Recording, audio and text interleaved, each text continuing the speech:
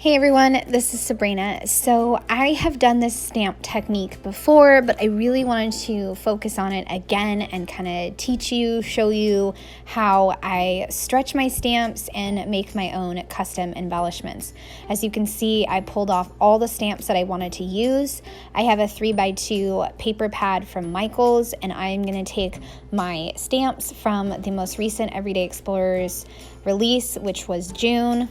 And I am going to go ahead and stamp a pattern on each of these cards. So for like the pink one, I did chips and dip, and then yum, and then on the orange one, I did ooh fancy, or on the yellow one, I did ooh fancy, and then favorite restaurant was orange. And I am just going through and stamping all kinds of sentiments on these 3 pieces of paper, and I am going to wind up using them to punch, I think, over 10 shapes. And then I also am going to cut out a few stamped phrases like food coma, craving satisfied, favorite local spot, March, and then highlights, because this was our first date night in since 13 months since everything went upside down, and so we literally gorged ourselves on chips, and we're so excited to be at a restaurant again. It was the best time to be out with hubby and in a restaurant. So when I punch these shapes, I make sure that the circle edge is going to have the stamped portion the right way. So I got to make sure I am punching to the left or to the right, and making sure that when I punch a shape like this orange one right here, that the words are facing to the left and they read left to right. And then I will do the same thing for the other side, and just making sure that my circles make sense when you look at them. And I generally go by the rule of punching the shapes so that way everything goes left to right, like I am reading a book. So hopefully that makes sense. So you just gotta angle your punches to follow that rule. And that helps you make a much more cohesive layout. So I am cutting out everything, and then I'm gonna continue to punch out my shapes. And like I said, I have stretched these 3x2 papers so much, and I can do this too by making sure that I just get a little smidge of a circle, because then I'll just tuck in what you aren't going to see.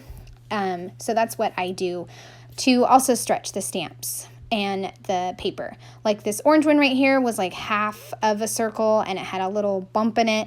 I'm going to go ahead and tuck that into the photo.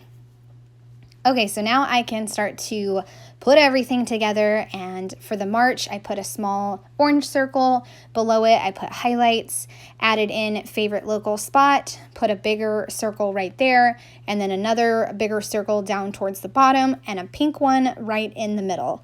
Decided not to pop dot any of these circles because they're already pretty bright, and I just didn't feel like I needed any more extra dimension. I'm also going to layer on some of the stamped phrases that I did on paper, and then I will add those to my spread as well. I have the little cluster on the right of our selfie sticking out a little bit, and that's okay with me. I like it. I like how I framed in the main photo with lots of circles. So I'm going to add in some journaling lines so I can talk about our first date, how we ate way too many chips, probably way too much food in general, and just how we had a really good time. Gonna finish up this spread with some arrows and also some sparkles, as I call them, and then this spread will be done. A very fun, vibrant color scheme, and I didn't even use any scrapbooking paper, any scrapbooking embellishments, just my stamps and some punches, and that's it. All right, you guys, I hope you enjoyed this short, quick video on how to stretch your stamps. I would love a thumbs up or a subscribe if you're new to my channel. Thanks so much for watching, and have a great day. Bye!